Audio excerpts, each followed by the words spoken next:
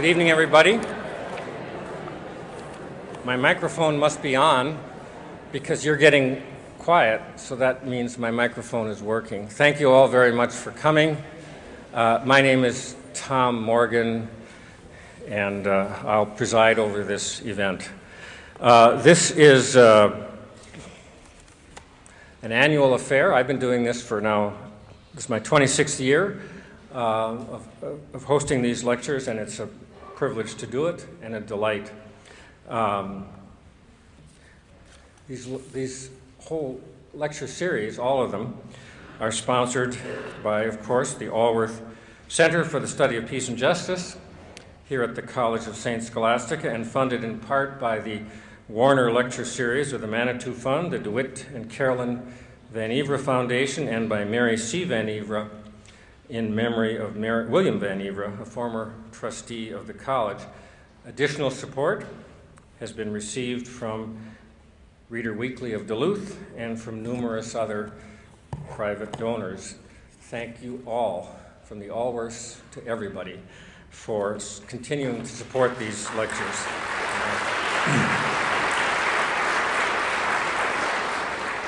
As you all know, I'm sure, the topic for this year is religion a force for good or ill? And of course, by that we mean a political or social force. This is not a series of lectures about theology. This is the first, as I said, of four. Our Oric Alprin Interreligious Forum is also doing a series of programs speaking about social action or being in the world from the point of view of one's faith. So I won't talk much more about that because I want to talk about tonight's lecture. But information about all these activities are on our website or in material available in the lobby. And speaking of the lobby, there's a sign-up sheet if you want to be on our mailing list, or maybe you want to just keep track of us on our website. Anyway, the information is out there about all the lectures. We started something new last year that I thought worked very well. After the lecture, we will invite you to ask questions, and we'll invite our speaker to give answers. But we would like to have you all defer to the students. The rule is students go first, and when the students have asked their questions, then if there's time, you are all very welcome to ask questions after that. But we want to make sure the students get their chance. This is really why we're all here, as you all know. After the lecture and after the little reception we'll have out there and some book signings, I want you to know that we have another opportunity the following week to get together for those of you who are interested. As you regulars know, we like to have these talk-back sessions in which we discuss the lecture and what we've heard with the help of somebody who knows a thing or two. And I think I found somebody who knows a thing or two, and that is my colleague Denise Starkey, head of our Theology and Religious Studies Department. There's information about her and about where the talkback session will be held next week. Monday, 7 p.m., Mitchell Kitchenette, which is right outside the foyer there in that direction. So please come back at 7 o'clock and for more interesting conversation led by Denise Starkey. I think that's all the housekeeping I have for now. So let's get on to business. Our speaker this evening is the director of the Center for World Catholicism and Intercultural Theology at DePaul University in Chicago. He has done his academic work at Notre Dame, Cambridge University, and Duke University, where he earned a PhD in religion. His areas of specialization are in political theology, economic ethics, and ecclesiology. Before he enrolled in his PhD program at Duke, he worked as a lay associate with the Holy Cross Order in a poor area of Santiago, Chile. And he worked at the Center for Civil and Human Rights at the Notre Dame Law School. Much of his work has focused on how worship can be a political act in response to a totalitarian regime. And our speaker has written extensively about how church worship practices offer meaningful alternatives to globalization and consumerism. The titles of his recent books provide a key to understanding what he has spent much of his professional life thinking about, and here they are, in the reverse order in which they've been published. Migrations of the Holy, God, State, and the Political Meaning of the Church. The Myth of Religious Violence, which is the topic of tonight's talk. Third book, Being Consumed, Economics and Christian Desire. There's also Theopolitical Imagination, Christian Practices of Space and Time. And finally, Torture and Eucharist, Theology, Politics, and the Body of Christ. His books have been translated into French, Spanish, Norwegian, and Polish.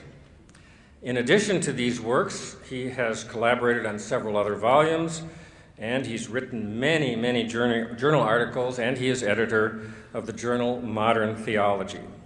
By the way, before he joined the faculty at DePaul, he taught at the University of St. Thomas in St. Paul. So Professor Cavanaugh knows his way around Minnesota. He currently lives in Chicago with his wife Tracy, who is a social worker. Their household includes their boys Finian, 16, Declan, 14, and Amen, 11. When he's not thinking and writing about religion and theology, our speaker brews beer at home and takes part in a variety of athletic activities with his boys: football, soccer, skiing, and hiking.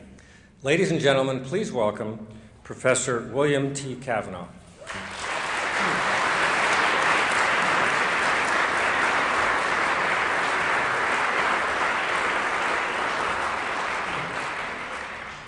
Thanks, Tom, for that kind introduction. Thanks to all of you for being here as well. Thanks to the Allworths for underwriting this lecture series. I met Royal and Karen at dinner and also shared dinner with Denise Starkey. So thank you all for your hospitality and warm welcome since I've been here. It's been great to be back in Minnesota. I love Minnesota. I wish I had time to go to Betty's Pies. That's my only regret. But it's really nice to be back here. The last time I was here about 5 years ago, and I talked about torture. And so this time I'm going to talk about religious violence. So maybe next time we can do something happier. Maybe I'll talk about beer brewing or something like that. Thanks. So I was out for a walk recently, and I came upon a very distraught man who was about to throw himself off a bridge. And I said, "Wait, don't do it. There's so much to live for. Do you believe in God?" And he said, "Yes." And I said, "Me too. Are you a Christian or a Jew?" And he said, "I'm a Christian." And I said, "Me too. Are you a Protestant or a Catholic?" And he said, "I'm a Protestant." And I said, "Me too. What kind?" And he said, "Baptist." And I said, "Me too. Are you a Northern Baptist or a Southern Baptist?" And he said, "Northern Baptist." And I said, "Me too. Northern Liberal Baptist or Northern Conservative Baptist?" And he said, "Northern Conservative Baptist." And I said, "Me too. Northern Conservative Baptist Great Lakes region or Northern Conservative Baptist New England region?" And he said, "Northern Conservative Baptist Great Lakes region." And I said, "Me too. Northern Conservative Baptist Great Lakes Region Council of 1879 or Northern Conservative Baptist Great Lakes Region Council of 1912? And he said, "Northern Conservative Baptist Great Lakes Region Council of 1912. And I said, "Die, heretic!" And I pushed him off the bridge.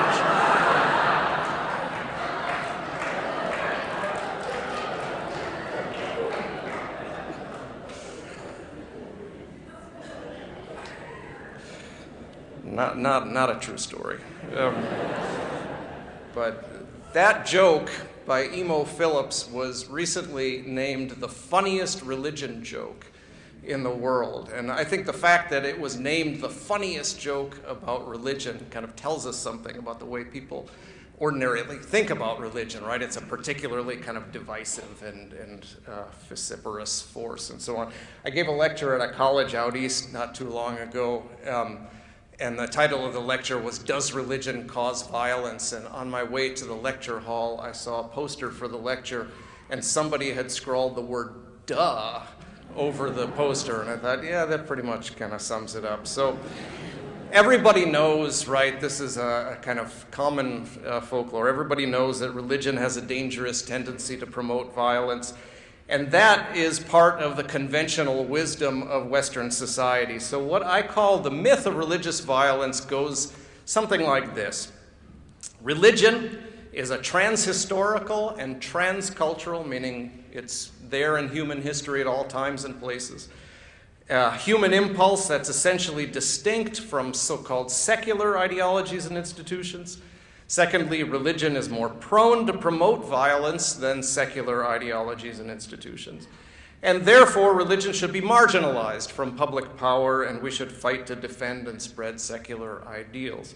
So in post-9/11 discourse in the US, this story tends to color the way we view the rest of the world. We tell ourselves that we live in a peaceful, secular type of state in which religion has been tamed in the public sphere, while those people over there, Muslims especially, right, still mix religion with politics, and that makes their politics peculiarly volatile and dangerous, right? So their violence is religious, and therefore it's irrational and divisive. Our violence, on the other hand, is secular and rational and peacemaking, and therefore, you know, we find ourselves regrettably forced to bomb them into the higher rationality, right? So this evening I'm going to challenge that conventional story, and I'm going to argue that there is no essential difference between so-called religious and secular ideas and practices. So there's no good reason for thinking that so-called religious ideas and practices are more inherently prone to violence than secular ideas and practices. And thirdly, then, the idea that something called religion is essentially prone to violence is an ideological justification that can be used to justify the violence of so-called secular orders. Now, if all that sounds complicated, let me put the thesis in simpler terms. People kill for all sorts of things. That's it. People kill for all sorts of things. People are just as likely to kill for their country than for a god, maybe more so. And the reason is that the nation state, in some contexts, has taken the place of God. So American Christians, for example, are far more likely to kill on behalf of the state than on behalf of Jesus.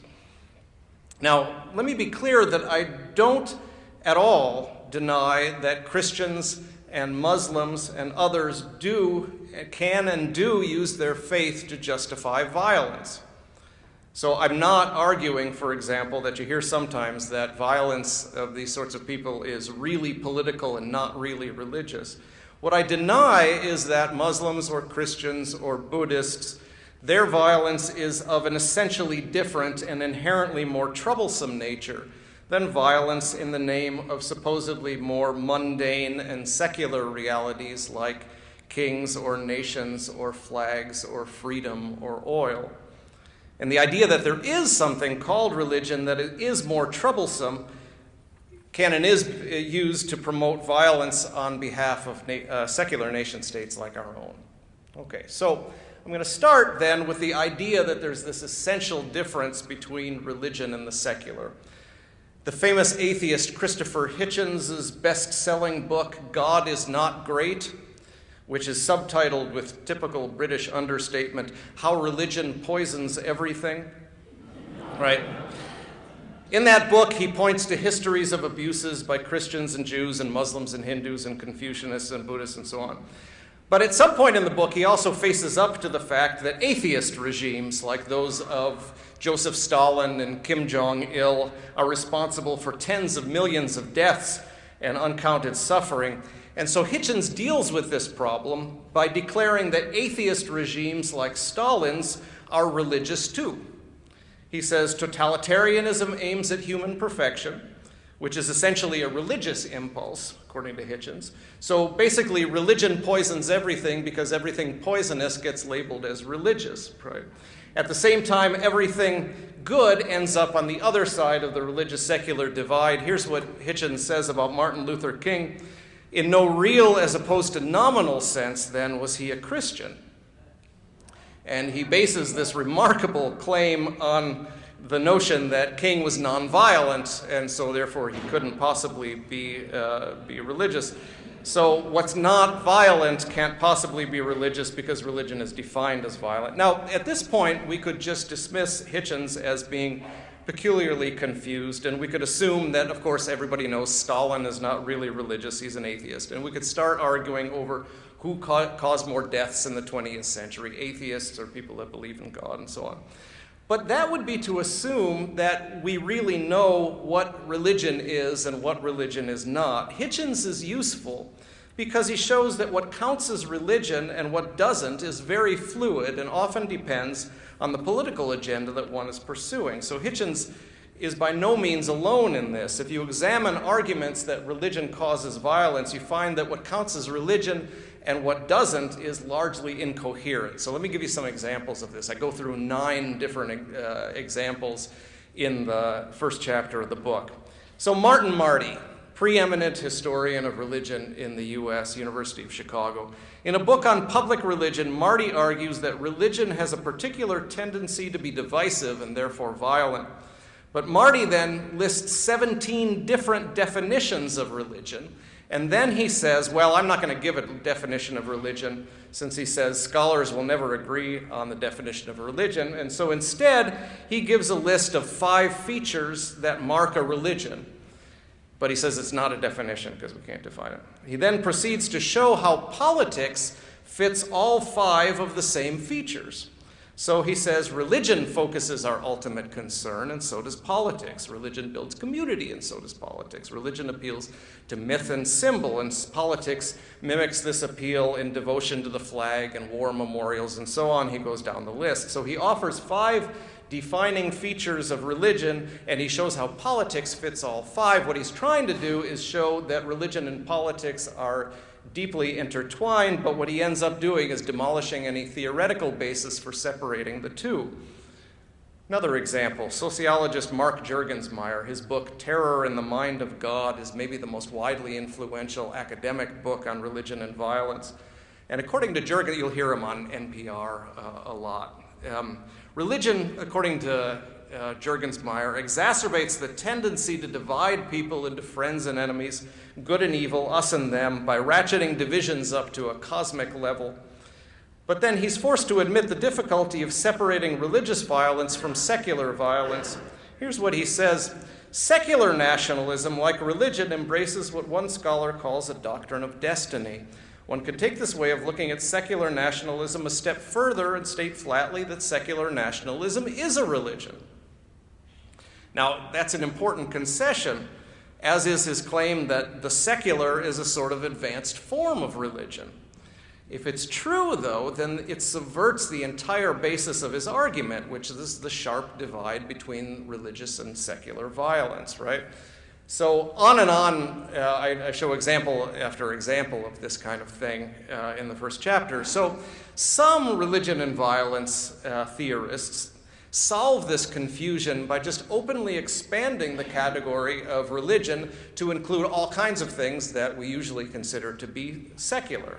And so this is known as functionalism. If it functions like a religion, then it is one.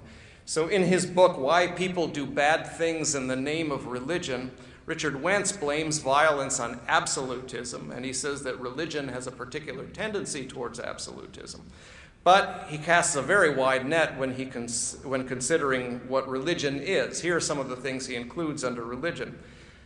Faith in technology, secular humanism, consumerism, football fanaticism. He's got this one great scene where he describes the kind of non-church-going auto mechanic who comes home and watches Monday Night Football and lets his belly open up his fly and arranges his sandwiches and his beers just so. And he describes this whole scene in Eucharistic overtones, and he describes this as being religion. And so he's compelled to conclude, perhaps all of us do bad things in the name of religion.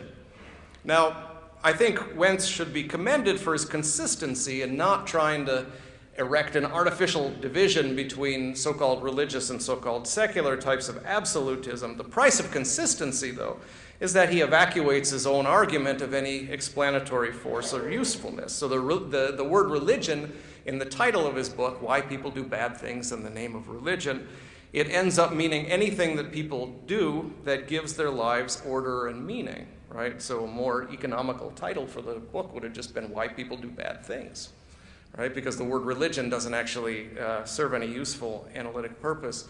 So Wentz, Hitchens, Juergensmeyer, etc., they're not necessarily wrong to include so-called secular things in the category of religion. There's a vast literature on Marxism as a religion, for example, right? The book The God That Failed and so on, right? Does this not look religious, right? Compare,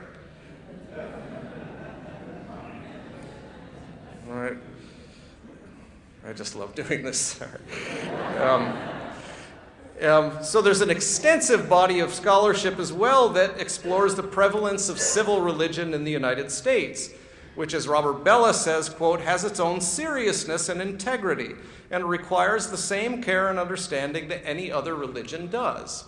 He's talking about civil religion in the United States. Carolyn Marvin similarly argues, quote, nationalism is the most powerful religion in the United States and perhaps in many other countries. Right? Nationalism is the most powerful religion in the United States. And scholars have explored this, the myths and the symbols and the sacrifices that surround the flag. This is the way American school children used to salute the American flag until Adolf Hitler made this gesture unpopular in the United States. But it's an arresting, and then it became hand over heart. But these images are really kind of arresting. This was actually the image that I asked Oxford University Press to put on the cover of the book, and they thought it would be a little bit too incendiary, so they put a different image on the book. The photo they put on the book is not bad, but it's not quite as arresting as this. These are American, not German school children. As well. Oh, sorry. Anyway. How did he get in there? I don't know. Anyway. Come on, you miss him, don't you? Yeah, more kind of examples of this. This is the image that if you go into the Capitol building in Washington, D.C. and look up into the dome, this is what you see. This is a painting done in the 19th century called the Apotheosis of Washington, literally the becoming God of Washington. And it's a picture of George Washington surrounded by all these mythological figures kind of ascending into heaven. So civil religion in the United States.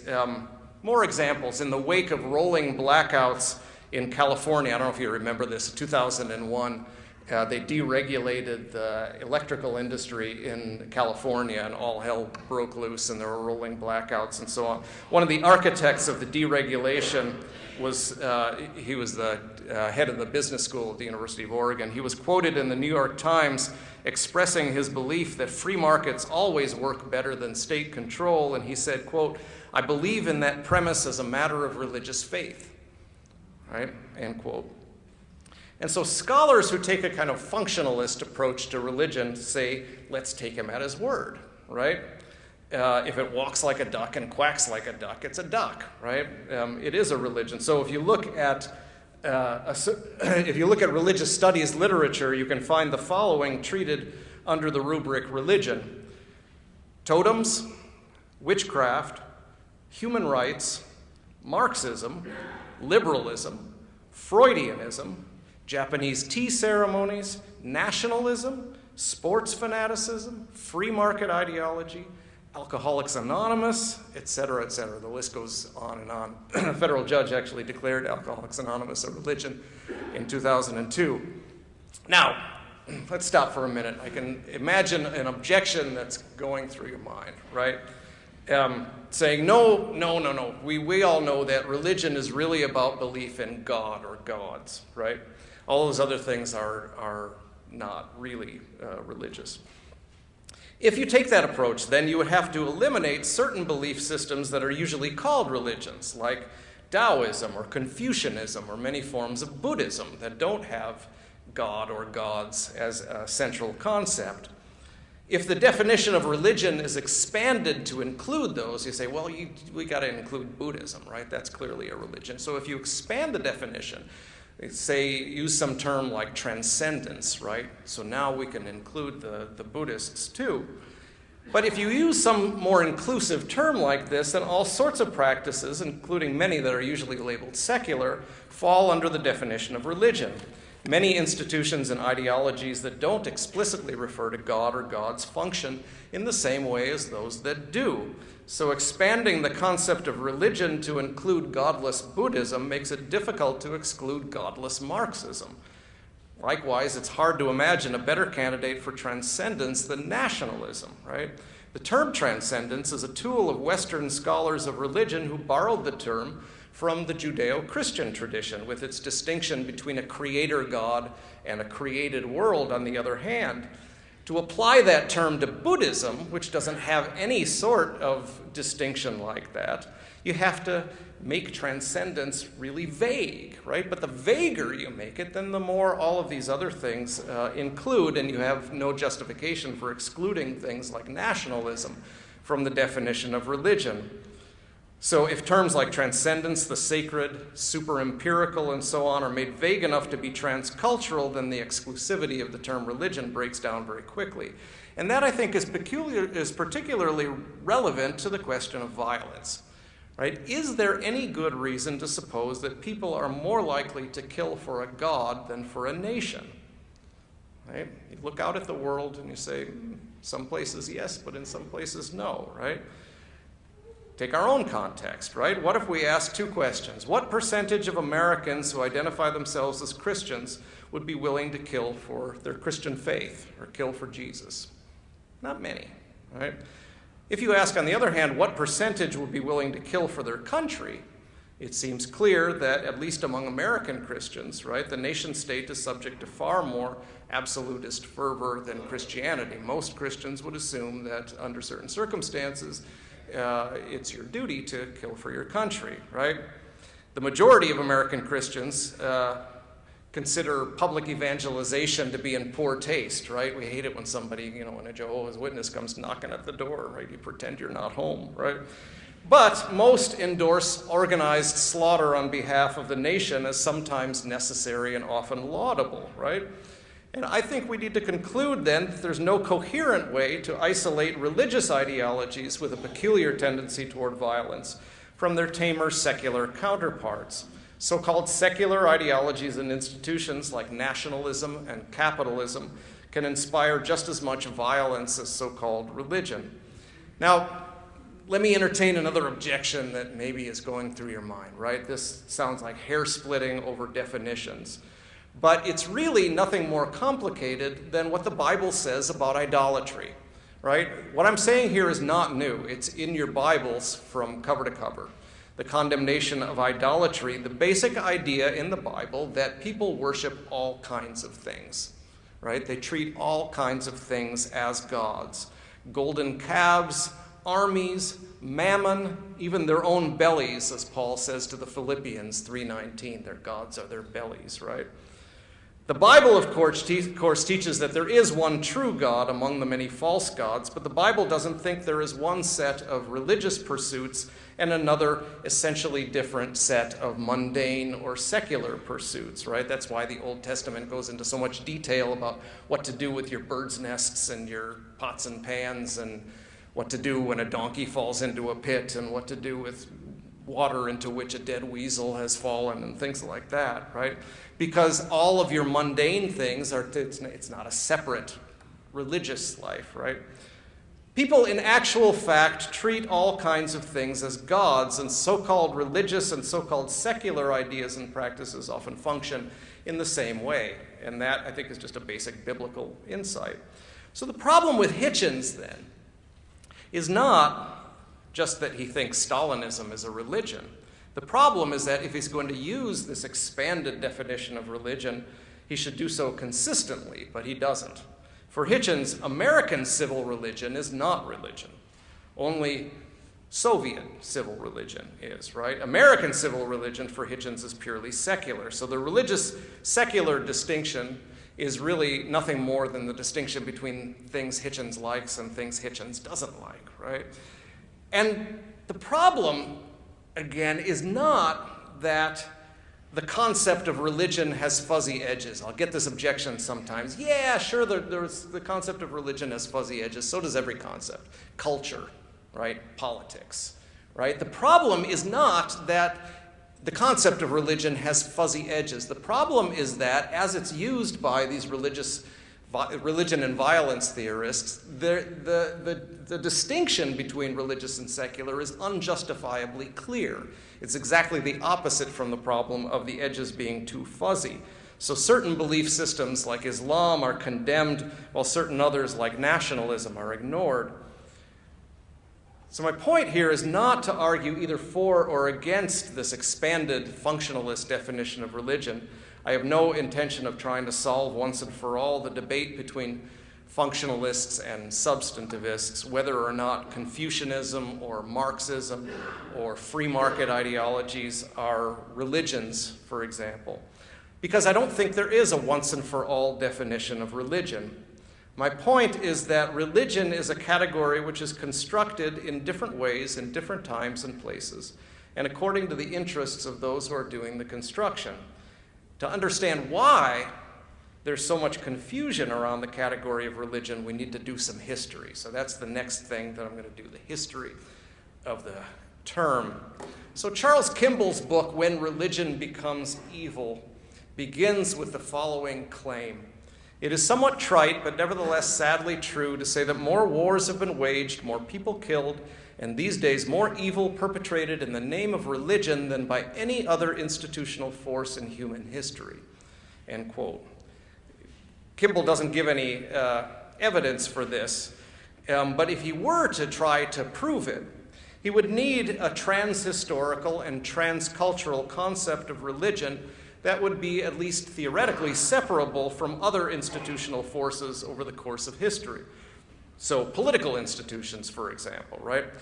The problem is that there was no religion considered as something separable from politics until the modern era, and then in the modern West, right? The religion-politics distinction is a modern Western invention.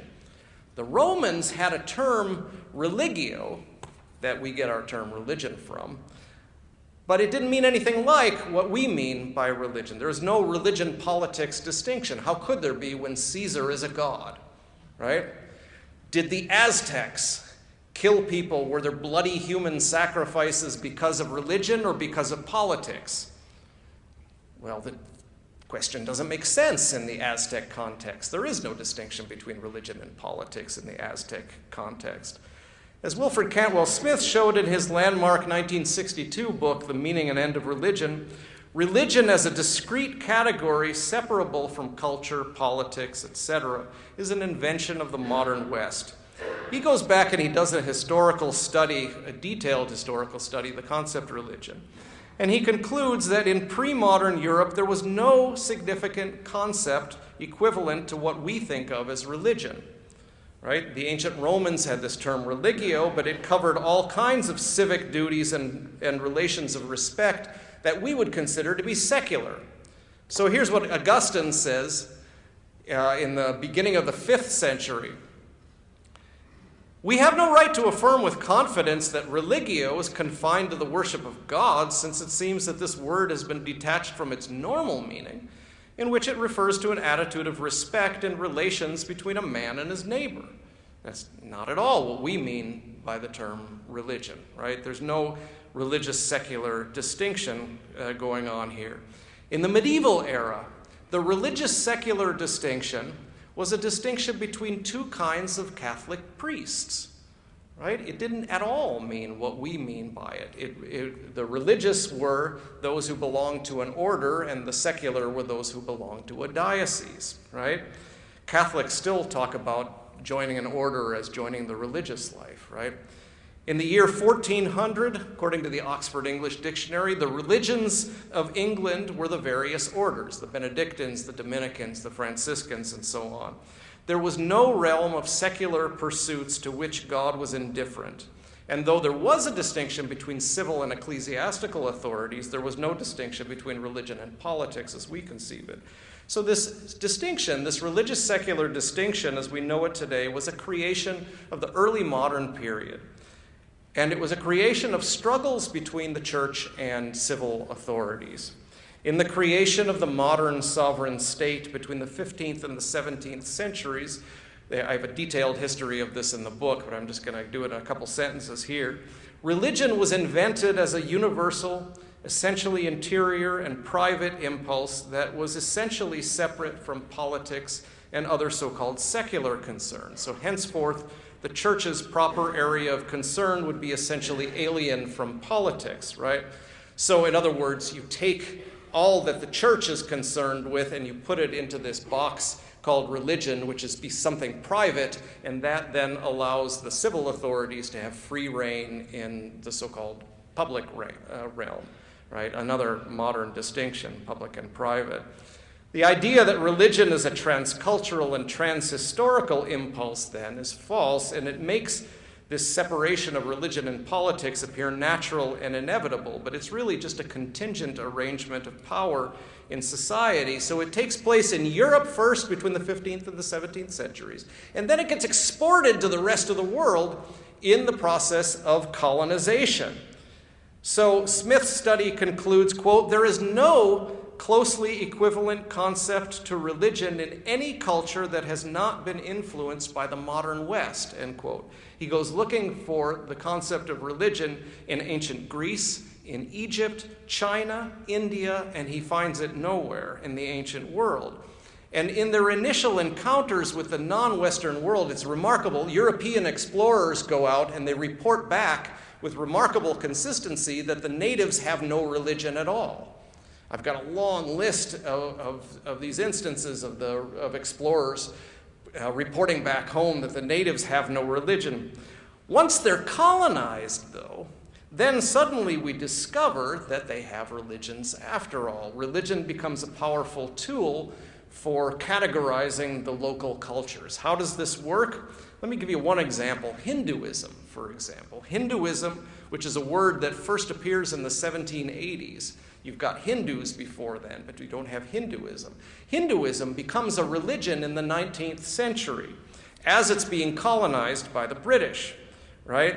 Hinduism becomes a religion despite the fact that Hinduism encompasses everything it means to be Indian, right? Everything that we divide into culture and politics and religion and economy and so on. There's one scholar, Fritz Stahl, who says, quote, "Hinduism does not merely fail to be a religion, it's not even a meaningful unit of discourse," end quote.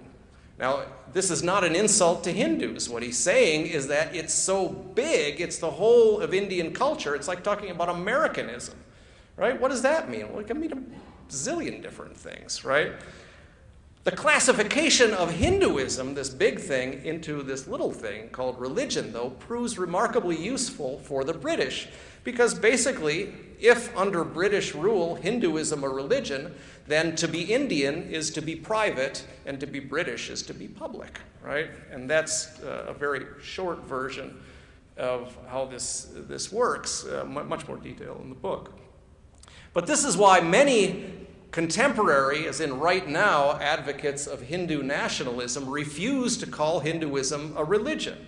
So the powerful BJP, I think the ruling party in India right now, they reject the classification of Hinduism as a religion. Richard Cohen writes, quote, "The proponents of Hindutva, Hindu nationalism, refuse to call Hinduism a religion precisely because they want to emphasize that Hinduism is more than mere internalized beliefs. It's social, political, economic, familial in nature." And this struggle goes on all around the world. Similar reasons, Chinese nationalists at the end of the 19th, beginning of the 20th centuries, refused to categorize Confucianism and Taoism as religions, right? The Chinese government today They have a document 19. It's the official list of the 5 religions in China, and Confucianism is not one of them. Why? Because they say it's superior to religion. It's part of the national character. It's not a religion. Religion is private and otherworldly. So in her book, The Invention of World Religions, that title should say a lot, The Invention of World Religions, Tomoko Masusawa says, this concept of religion as a general transcultural phenomenon, yet also as a distinct sphere in its own right, is patently groundless. It came from nowhere, and there is no credible way of demonstrating its factual and empirical substantiality. Now, the only thing I think that she gets wrong there is that it didn't come from nowhere. It came from the West in the process of colonization. So in other words, the religious-secular distinction is not engraved in the nature of things. It's a distinction that is employed by Western or Westernized societies to marginalize certain kinds of things, beliefs and practices, and to authorize other kinds of beliefs and practices. Let me give you some examples then in this last section of the talk of how that works, right? What's it for, right? If the argument is so incoherent, then why is it so prevalent, right? Well, the answer is because it's useful. So the last part of the myth of religious violence says that religion should be marginalized from public power, and we should fight to defend and spread secular ideals. So let's look at this. I'm going to give you some examples from the domestic sphere and some examples from foreign policy of how this myth is used. So well into the 20th century, religion, so first I'm going to talk about domestic, some Supreme Court cases. I went back and read every Supreme Court case that had to do with religion. And what you find is that up until 1940, religion is cited as a unifying force in American society. And from 1940 on, religion is cited as a divisive force in American society. It's really remarkable, this change.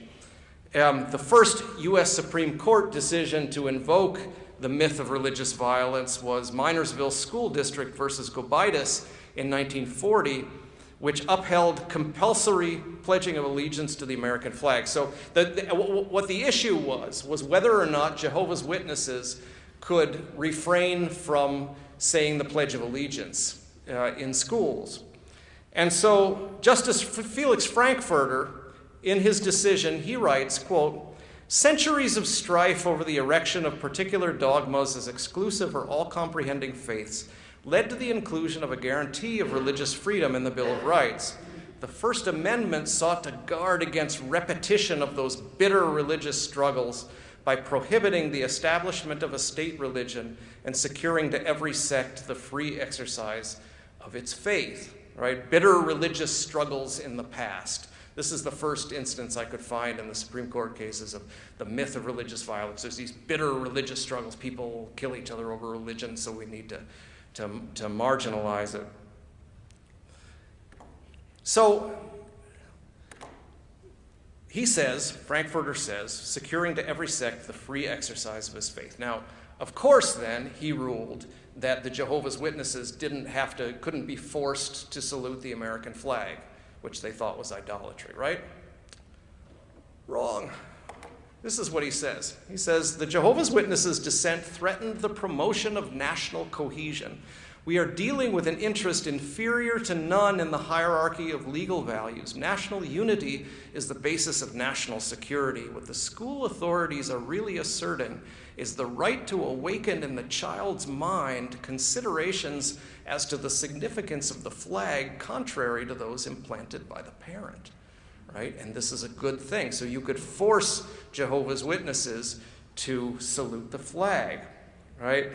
The court reversed itself 3 years later, but Frankfurter had succeeded in introducing this idea that the First Amendment decisions could be made against the backdrop of some unspecified history of bitter religious struggles, the antidote to which is the enforcement of national unity, right? Now, Martin Marty discusses this case, Minersville versus Gobitis, and he cites the many instances in which Jehovah's Witnesses were attacked beaten, tarred, imprisoned, castrated, and so on in the United States in the 1940s because they refused to salute the flag. They considered it idolatrous, right? Now, one would think that, so here's an example of rioting against the Jehovah's Witnesses in St. Louis in 1940. Now, one would think, of course, that Marty would conclude, therefore, that zealous nationalism can cause violence. Astonishingly, Marty says, quote, "It became obvious that religion, which can compose us versus them, or them versus what we think the state should be or do, carries risks and can be perceived by others as dangerous. Religion can cause all kinds of trouble in the public arena." Right? Now, what Marty means by religion, right, is not extending one's arm or saluting the flag in this kind of ritual way. He means only the Jehovah's Witnesses' refusal to do so. Even though, of course, and so he says religion causes violence, right? Religion causes havoc, even though it was the Jehovah's Witnesses who were getting the crap beat out of them, right? Even though they were suffering the violence rather than perpetrating it. This is the way that the myth of religious violence tends to work. It tends to kind of turn things around in this way. And in the succeeding decades, the myth of religious violence would be invoked by the Supreme Court in case after case. So in decisions banning school prayer, forbidding voluntary religious instruction on public school property, forbidding state aid to parochial school teachers, and so on and so forth. When the court banned school prayer in the Abington case in 1963, again invoking the specter of religious violence, all of these decisions were made because religion is violent and so on. So Justice Potter Stewart dissented from that case, warning of, quote, "the establishment of a religion of secularism." Right? The establishment of a religion of secularism. Stewart noted, for example, the long history of government religious practice in the U.S., including the fact that the Supreme Court begins their sessions with "God save this honorable court," right? So a couple of his colleagues responded to him, Justices Goldberg and Harlan, and they addressed this objection by drawing a sharp line between patriotic invocations of God and religious ones. So here's what they say. "There is, of course, nothing in the decision reached here that is inconsistent with the fact that school children and others are officially encouraged to express love for our country by reciting historical documents, the Declaration of Independence, etc., anthems which include the composer's professions of faith in a supreme being.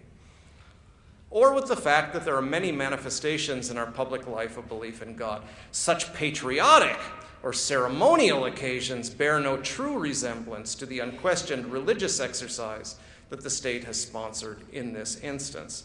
Now, they don't give any reason why patriotic invocations of God bear no true resemblance to religious invocations. But it's clear that what separates religion from what's not religion is not the invocation of God, right? God can be invoked in public ceremonies without such ceremonies thereby becoming religious exercises, provided that such ceremonies express love for our country, right? So separating religion from non-religion in this case depends not on the presence or absence of expressions of faith in God, but on the presence or absence of expressions of faith in the United States of America. Right? American nationalism is the antidote for religious divisiveness, and so revulsion to killing and dying in the name of one's religion, ironically then, is one of the principal means by which we become convinced that killing and dying in the name of America is laudable and proper. And that brings me to foreign policy. In foreign policy, the conventional wisdom, you hear it all the time these days, right? All the news about ISIS and so on. The conventional wisdom helps reinforce and justify Western attitudes and policies toward the non-Western world, especially the Muslims, right?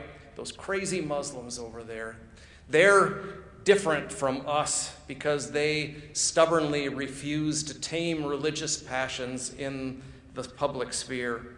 And so Hitchens, for example, he skewers religion for its violence, but he was an enthusiastic supporter of the Iraq War and Western military adventures in the Muslim world. Despite his attempt to recruit Martin Luther King to his side, Hitchens had some very approving things to say about killing people. Here's a quote from Hitchens. "And I say to the Christians while I'm at it, go love your own enemies, by the way, don't be loving mine. I think the enemies of civilization should be beaten and killed and defeated, and I don't make any apology for it." End quote. For Hitchens, the Iraq War was part of a broader war for secularism, and for him, the game is zero-sum. Quote, "It's not possible for me to say, well, you pursue your Shiite dream of a hidden imam, and I pursue my study of Thomas Paine and George Orwell, and the world is big enough for both of us. The true believer cannot rest until the whole world bows the knee." End quote. Now, the true believer he has in mind, of course, is the Muslim. But Hitchens' message is that the true believer in secularism can also not rest until the whole world has been converted to secularism, by force if necessary. One more example. Fellow New Atheist Sam Harris, very famous author. He has a book about violence and irrationality of religion, and it dramatically illustrates this double standard. It's called The End of Faith. Harris, in the beginning of the book, condemns the irrational religious torture of witches, but he provides his own argument later in the book for torturing terrorists. And his book is charged with the conviction that the secular West cannot reason with religious people, but must deal with them by force. Here's what he says. "Some propositions are so dangerous that it may even be ethical to kill people for believing them. Certain beliefs place their adherents beyond the reach of every peaceful means of persuasion, while inspiring them to commit acts of extraordinary violence against others. There is, in fact, no talking to some people," religious people. "If they cannot be captured, and they often cannot, otherwise tolerant people may be justified in killing them in self-defense. This is what the United States attempted in Afghanistan and what we and other Western powers are bound to attempt at an even greater cost to ourselves and innocents abroad, elsewhere in the Muslim world. We will continue to spill blood in what is, at bottom, a war of ideas." Now, his logic here is impeccable, right? If religious people hold these crazy beliefs so fervently that they will do violence for them, then there's no use trying to reason with them. They can only be dealt with by force. So the myth of religious violence becomes a justification for the use of violence. In a chapter entitled "The Problem with Islam," Harris writes, "In our dialogue with the Muslim world, we are confronted by people who hold beliefs for which there is no rational justification, and which therefore cannot even be discussed." You can't even talk to Muslims, right?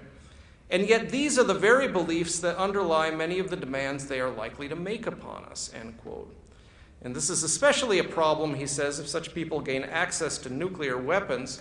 There's little possibility of our having a Cold War with an Islamist regime armed with long-range nuclear weapons.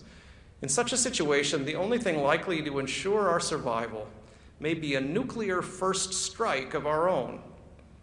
Needless to say, this would be an unthinkable crime, as it would kill tens of millions of innocent civilians in a single day. But it may be the only course of action available to us, given what Islamists believe. He goes on to say that Muslims would then likely misinterpret this act of self-defense as a genocidal crusade. I swear I'm not making this up.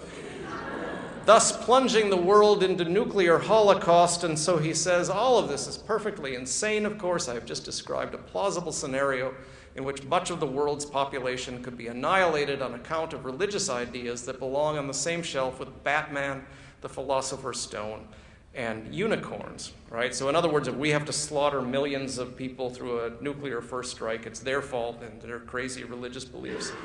Before we get to that point, though, Harris says, we must encourage civil society in Islamic countries, but of course we can't trust them to vote it in. And so he says, one more quote from Harris, "It seems all but certain that some form of benign dictatorship will generally be necessary to bridge the gap.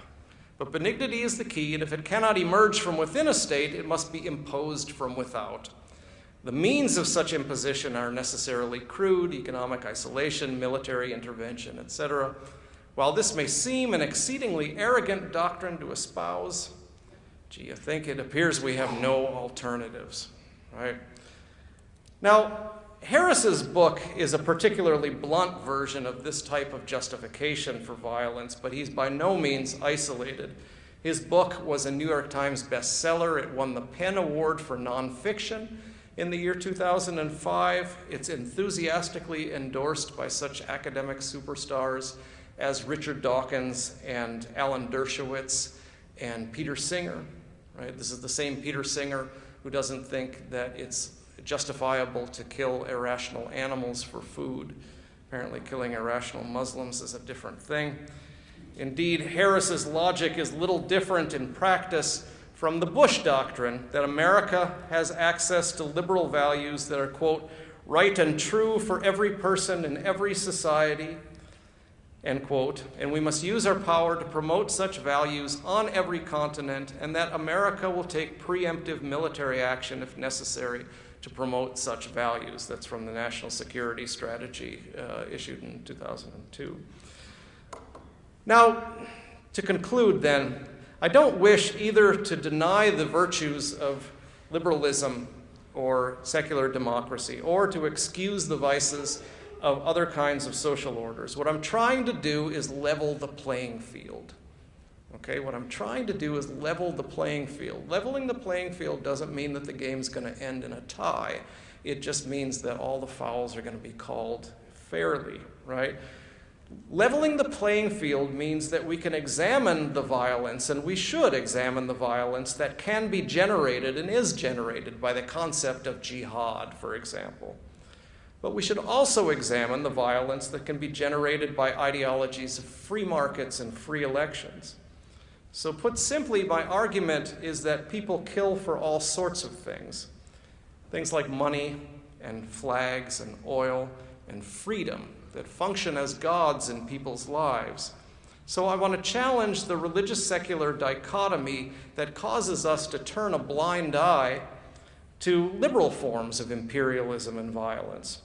Insofar as the myth of religious violence creates the villains against which our social order defines itself, it's little different from previous forms of Western imperialism in which those people over there need to be made by force if necessary to be more like us.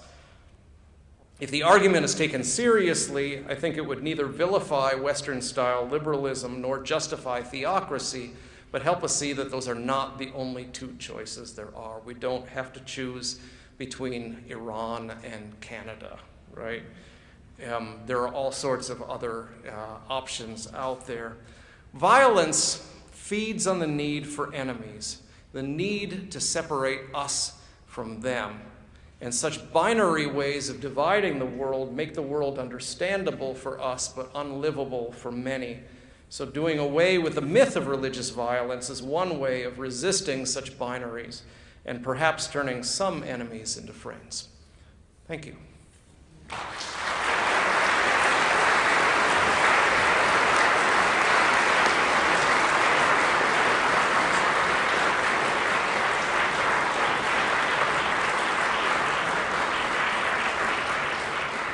Now we move to question and answer, and I invite students to come to either microphone and ask our speaker hard-hitting questions. Yeah? Hold his feet to the fire. Should I just turn this on or turn it off?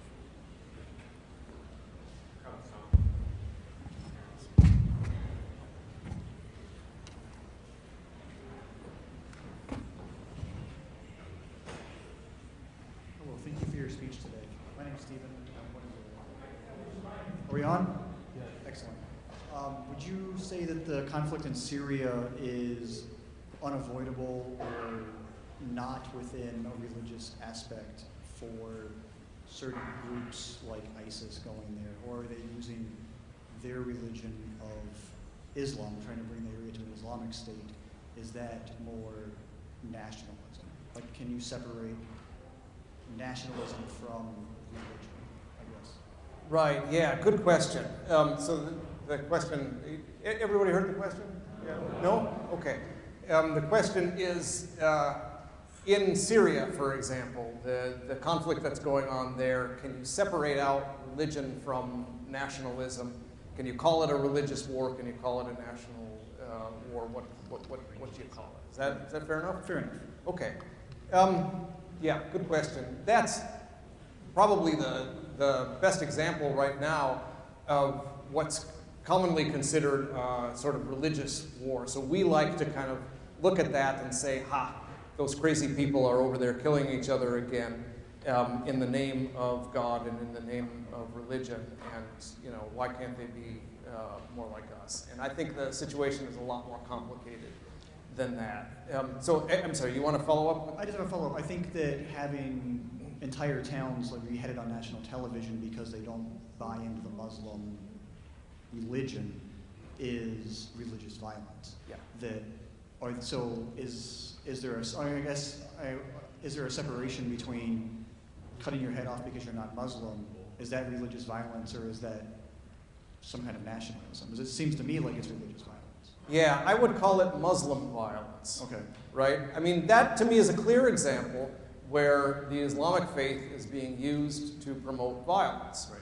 And as I said right at the beginning of the talk, I mean, I have no intention of denying that that's in fact the case. There are Christians that have used in history, Christian faith to justify violence in different ways, right? But why do I want to call it Muslim violence rather than religious violence? And the reason is because in Islam, separating out something called religion from something called national, the kind of nation that they're trying to establish, or separating out religion from politics, just doesn't really make a whole lot of sense in the Islamic context. And so John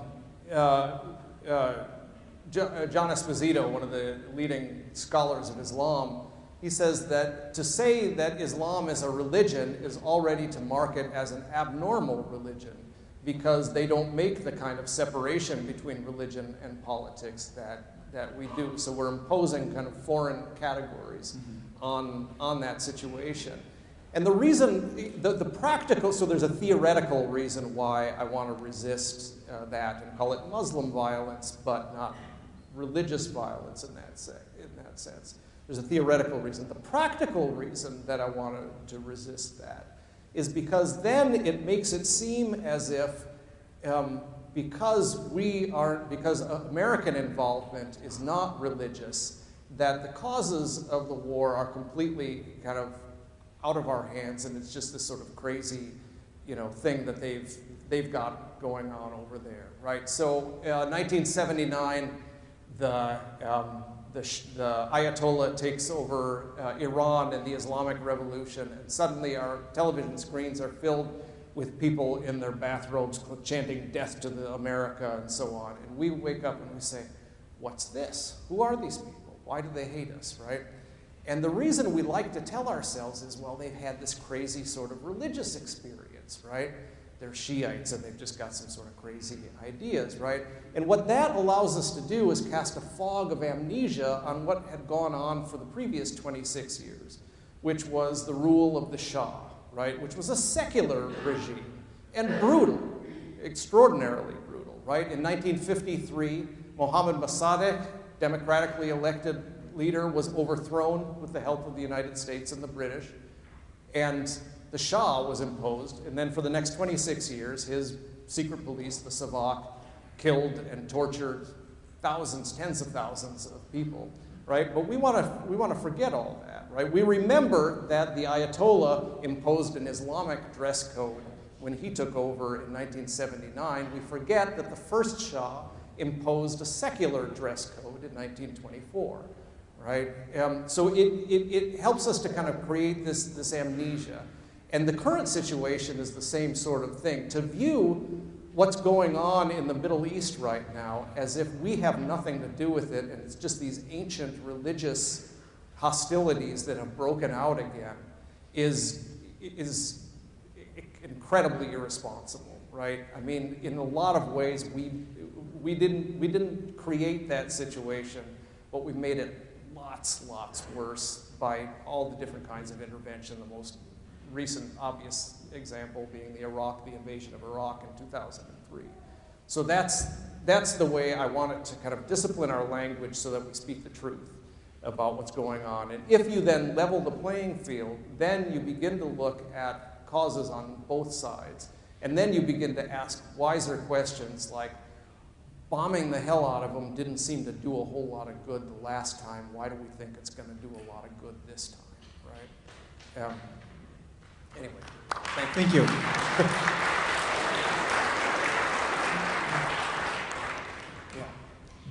Hi, I just wondered, not to create more us versus them ideas, but I was wondering if you could talk about like gender and what that role plays in religious violence.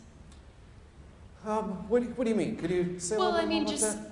violent trends are different between the way men do it and females do it, and I wonder if there's different trends between the way religious violence or just violence in general on this scale is done. Yeah, that's an interesting question. I've been reading a lot about the history of violence recently, and there's an interesting book by a French scholar named, whose last name I'm going to butcher, but it's Muchemled, and I'm sure that's not the way it's pronounced in French, but he argues that gender is a much more determinative question in the formation of violence. I mean, for me, talking about religious violence and talking about secular violence is misleading from the start. That we don't gain anything analytically by dividing these things up into these two camps. Let's just talk about violence, right? What causes violence? Under what conditions does Muslim faith cause violence? Under what conditions does Christian faith cause violence? Under what conditions does capitalism cause violence? Under what conditions does liberal democracy cause violence, etc.? Let's just talk about violence. And when you do talk about violence, over the history, you find that 90% of violence is done by young males, right? And so the whole question of gender then becomes much more relevant to these kinds of questions than this artificial distinction between religious and secular. Yeah, good question.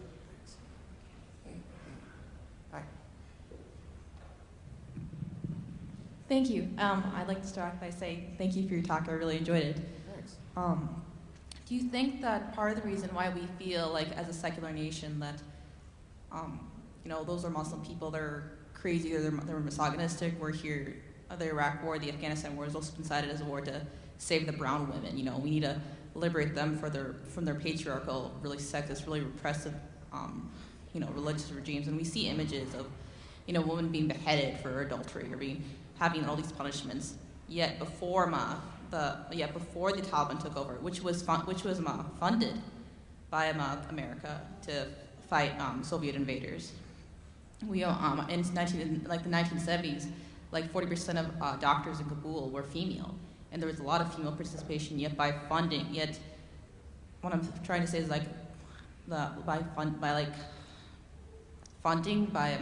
helping like the most extreme kind of sections to help fight off other invaders because we don't like communism more than we don't like Islam at the moment, that we kind of propagate this, if I'm making any sense. Yeah, absolutely. I think so. No, thank you for that comment.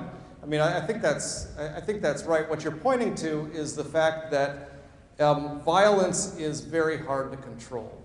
It's very hard to get the result that you want by blowing people's limbs off their bodies. And so an admirable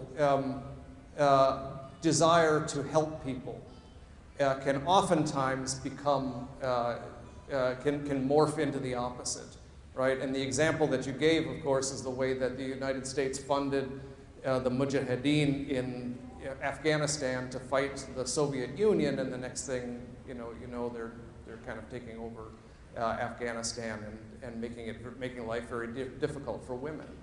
And I think that's exactly right. The idea that we can come in and enforce peace through violence. How often has it worked, and how often can we control it? I think those are really good questions to ask. I think, American foreign policy has been called a kind of secularized version of Christian missionary movements. You know, Wilsonianism, the idea that we're going to go out and make the world safe for democracy, and we're going to turn the world into this peaceful place, and so on, has been seen as a kind of way of kind of secularizing the Christian impulse to go out and save the world. And that impulse has done good things, but it's done a lot of damage as well. And I always, you know, if anybody ever invites me to give a college commencement address, I'm going to stand up and say, for God's sake, don't go out and try to make the world a better place. Right? You know, the world has had enough of well-meaning middle-class Americans trying to make the world a better place, right? Go home, make your hometown a better place. This is why, of course, nobody's ever going to invite me to give a commencement speech, right? But there's a certain kind of humility, I think, that that we need to take to these issues, right? That if you're going to use violence, you better make darn sure that it's going to have the effects that you intended to affect, and that you don't put yourself in this kind of godlike position. Yeah. Do you think the West has helped propagate radical Islam by helping, for example, training the Mujahideen, helping Saddam Hussein, helping, you know, radicals before they turned against the United States, and almost promoting a kind of backlash, religious backlash as well? Yeah, I'm not an expert on it, but people say that you know, the United States military actions has been the greatest recruiting tool for Islamic radicals. I think you can make the argument that ISIS would not exist if the U.S. hadn't invaded Iraq in 2003. Again, I'm not an expert on that, but... Thank you. Yeah, thanks. Yeah. Good talk.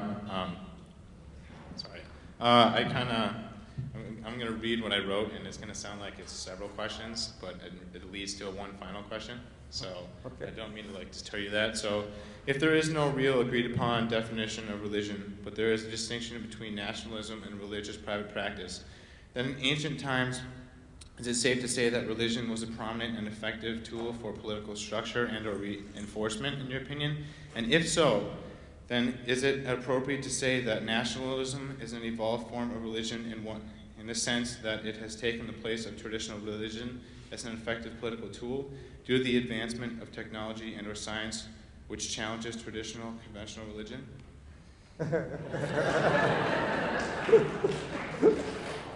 Thank you. Yeah, no, I think it makes sense. I think that makes sense. So the question is, has nationalism taken the place of traditional religion?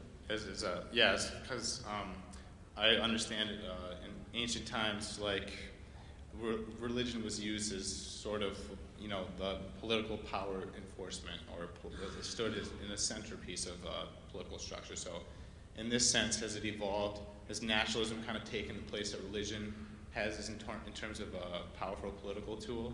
Yeah, okay. So, I mean, I would want to be cautious about this idea that religion was doing things in the ancient world, because I don't think that there was such a thing in the ancient world. I think it's a modern invention, this religious-secular dichotomy. But the point about nationalism, I think, is exactly right. My last book is called Migrations of the Holy, and what I'm arguing there, it's a phrase I borrow from the historian John Bossy, and what I'm arguing there is that the sacred, the holy, kind of migrates from the church to the nation state in the course of, you know, from the 16th century to the 19th, so that you get the situation where people are much more willing to kill for their country than they are to kill for Jesus or whatever. And that's some of the examples that I was giving of this kind of creation of a kind of civil religion. And that's why Carolyn Marvin says that nationalism is the most powerful religion in the U.S. and in many other countries. Yeah. Well, I meant to say Middle Ages, because would that be more appropriate to say is religion was used as a tool for sort of power and political control in the Middle Ages then? Or I still would resist that, just because, again, the religious-secular distinction in the Middle Ages was a distinction between two different kinds of priests. Okay.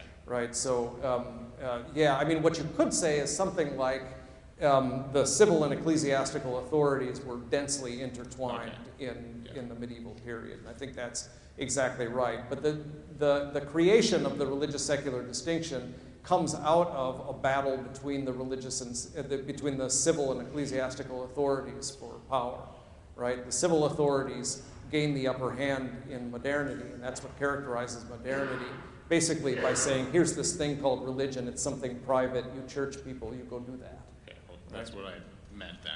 Yeah, okay, thank you. Good, yeah, no, good job.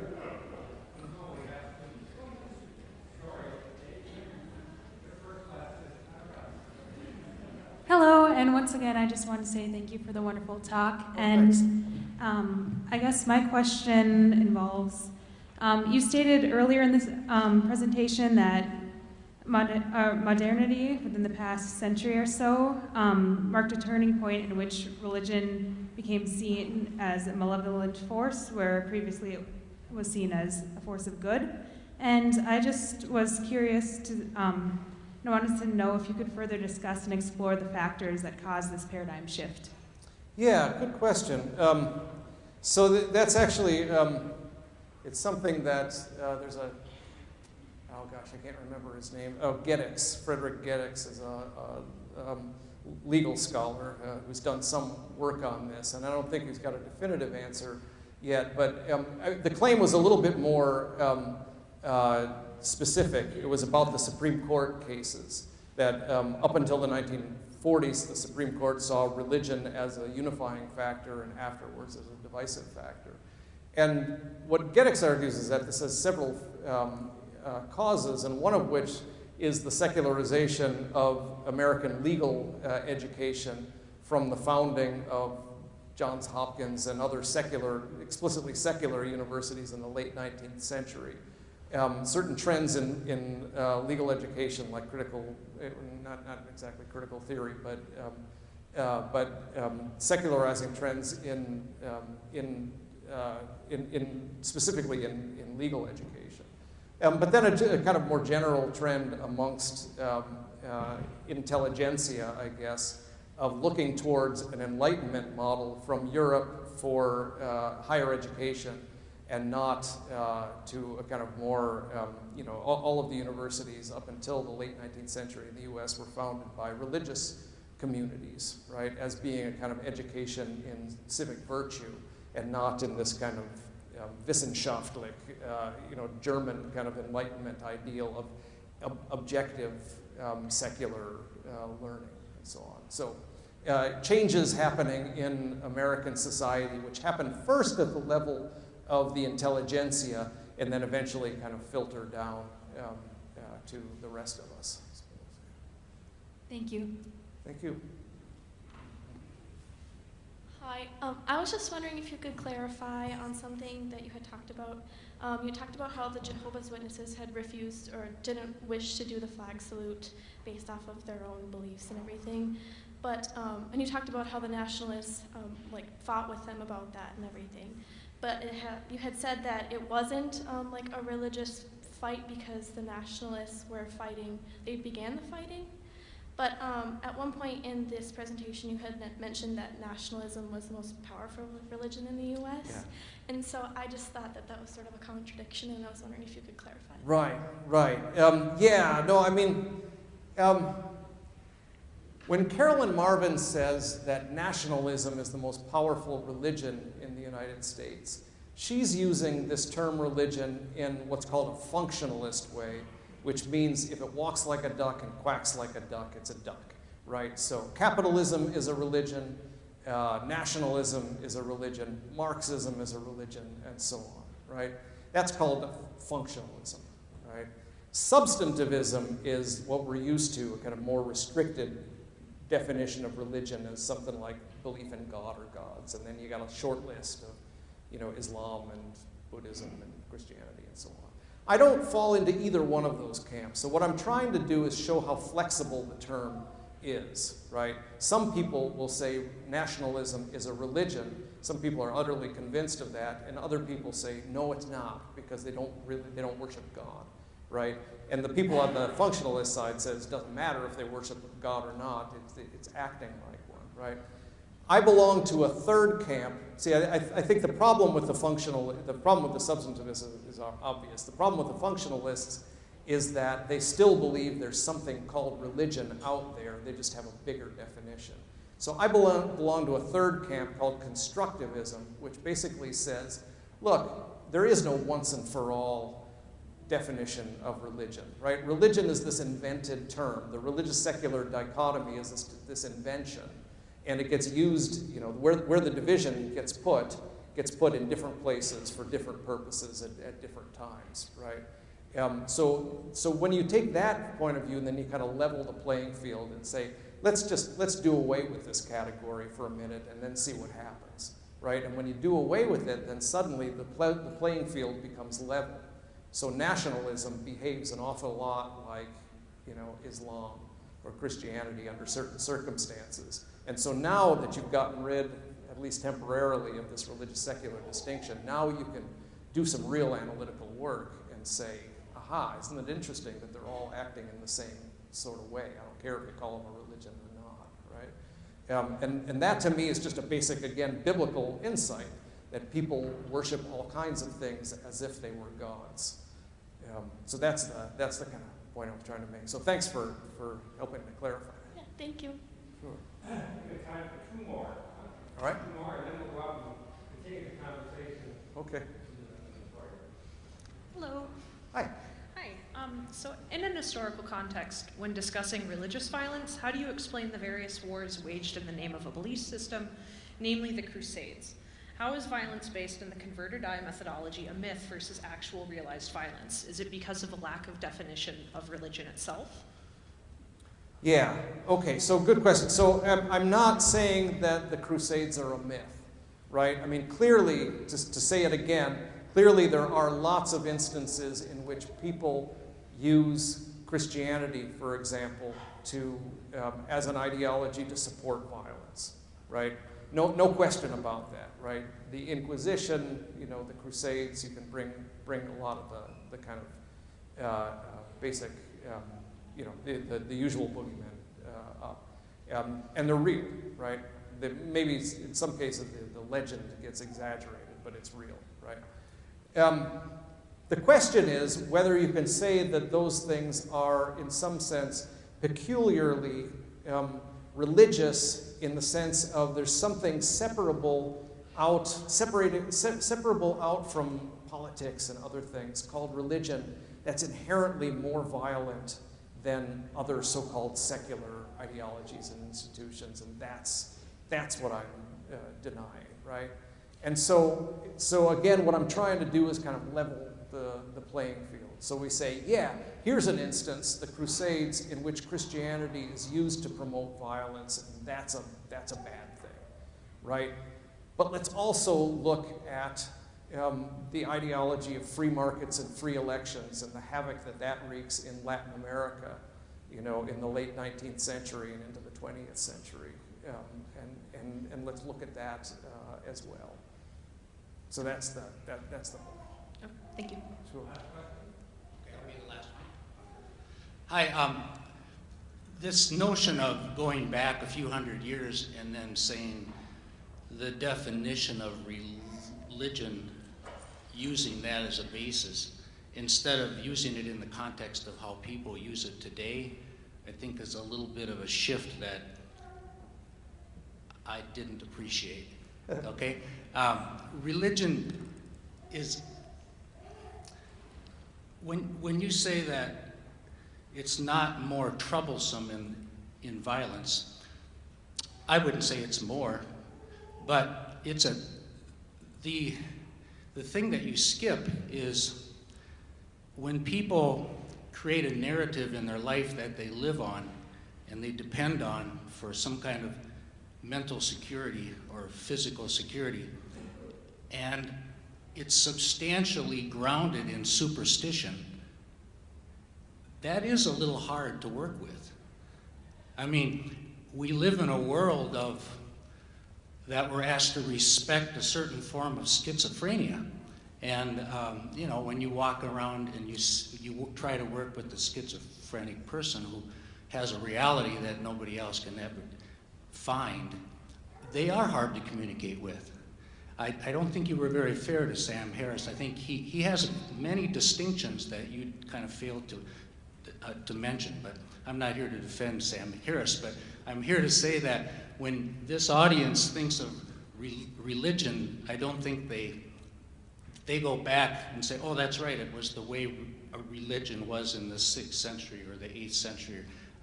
We look at it as we are today.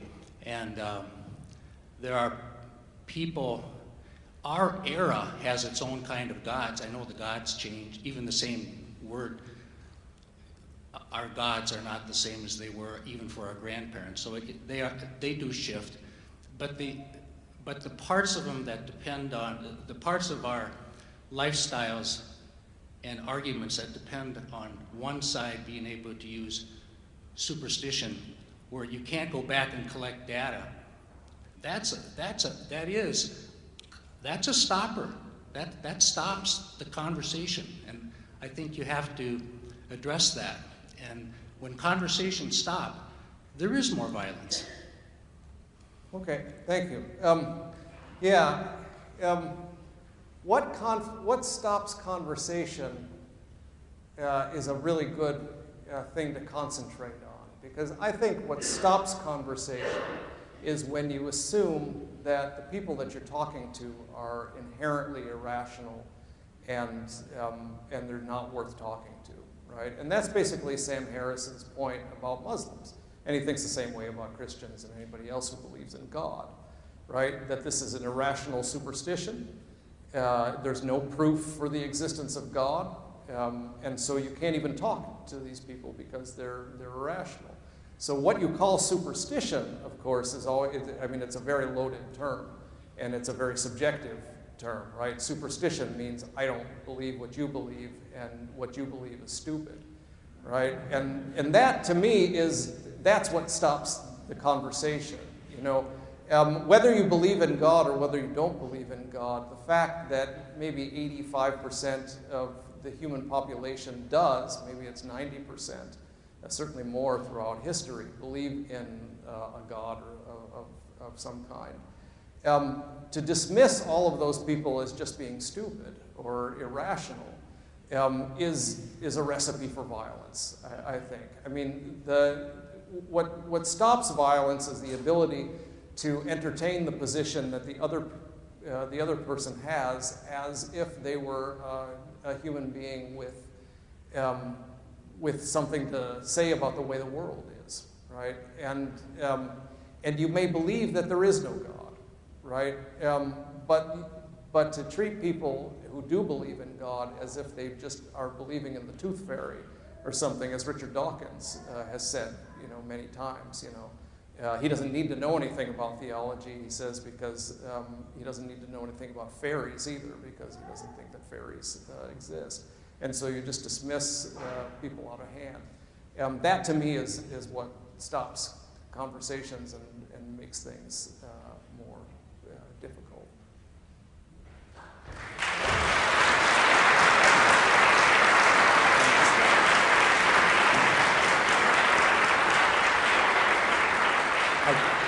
I guess I am stopping this conversation right here in front of all of you, but Professor Cavanaugh and I are going to go right through that door and around the corner, and we can continue this conversation over some refreshments. Maybe you'll buy a book or two that he has for sale. Thank you all very much for coming. The next lecture in this series is October 21st. Write it down. Thank you all for coming. Thank you.